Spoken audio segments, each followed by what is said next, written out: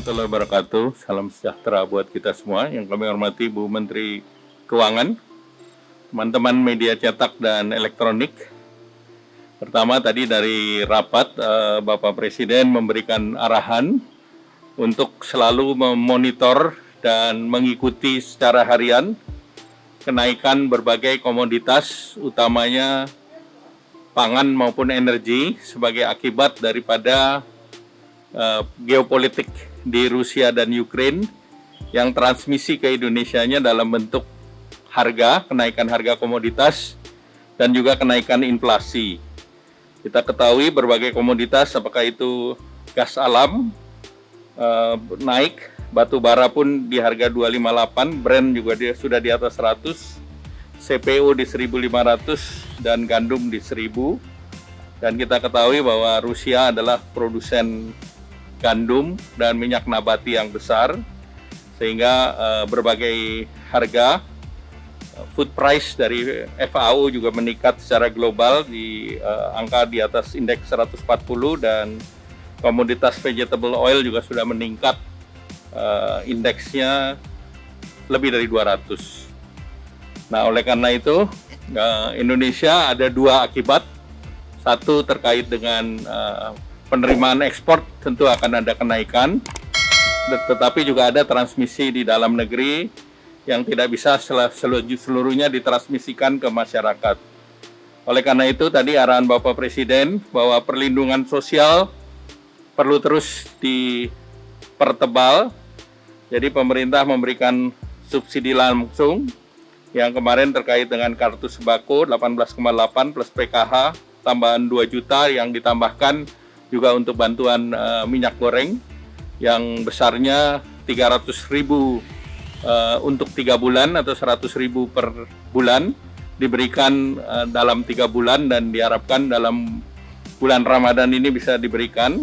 Kemudian juga program BLT Dana Desa untuk terus dilanjutkan, dan ada program baru yang diarahkan Bapak Presiden, yaitu bantuan subsidi upah untuk gaji yang di bawah 3,5 juta, besarnya 1 juta per penerima, dan sasarannya 8,8 juta pekerja, dan kebutuhan anggaran 8,8 triliun.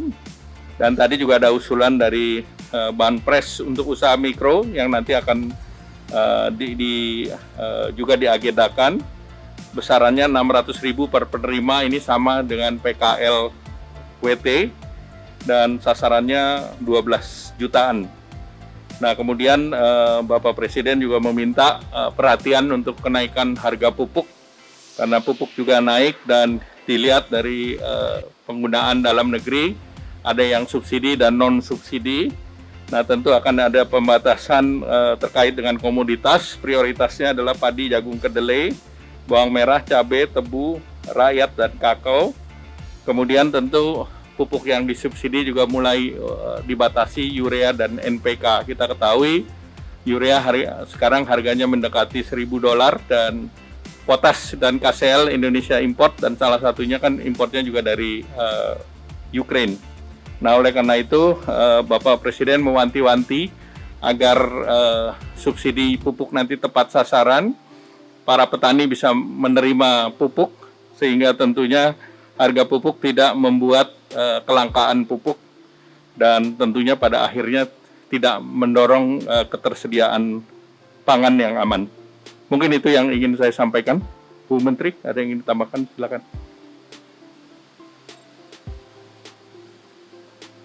Terima kasih.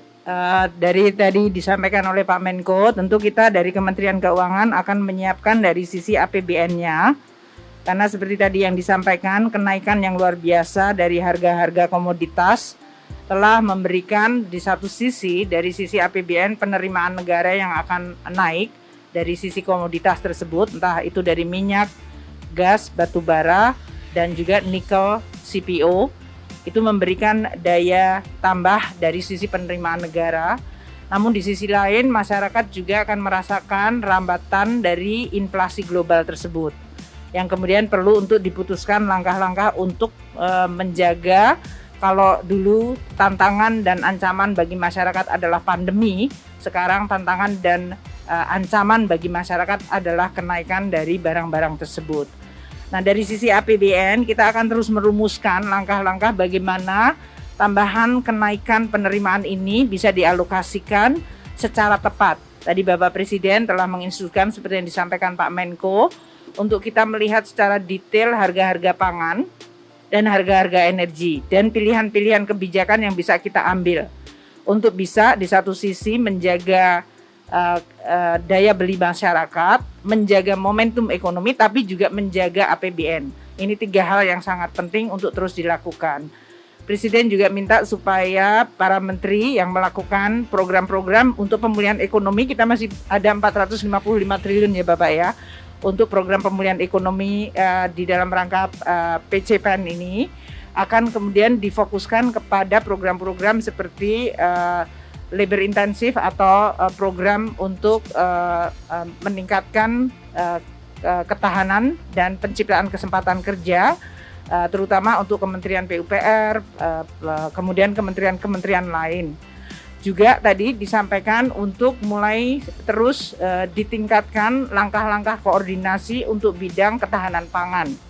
Seperti bagaimana kita pembukaan lahan, irigasi, dan ketersediaan pupuk serta bibit untuk barang-barang yang sebetulnya bisa tumbuh di Indonesia. Semua negara di dunia sekarang sedang menghadapi situasi yang tidak mudah. Oleh karena itu, ketahanan pangan dan ketahanan energi menjadi salah satu hal yang harus ditingkatkan. Dan tadi Bapak Presiden instruksi adalah untuk pangan ini kan siklusnya biasanya untuk padi, jagung, kedelai itu tidak lebih dari 3 bulan. Jadi seharusnya bisa direspons secara lebih cepat oleh kementerian terkait bekerja sama dengan pemerintah daerah. Mungkin itu dari sisi APBN kita akan dukung untuk langkah-langkah mengamankan masyarakat kita, terutama yang tadi merasakan tekanan akibat dampak global yang memang dirasakan seluruh dunia.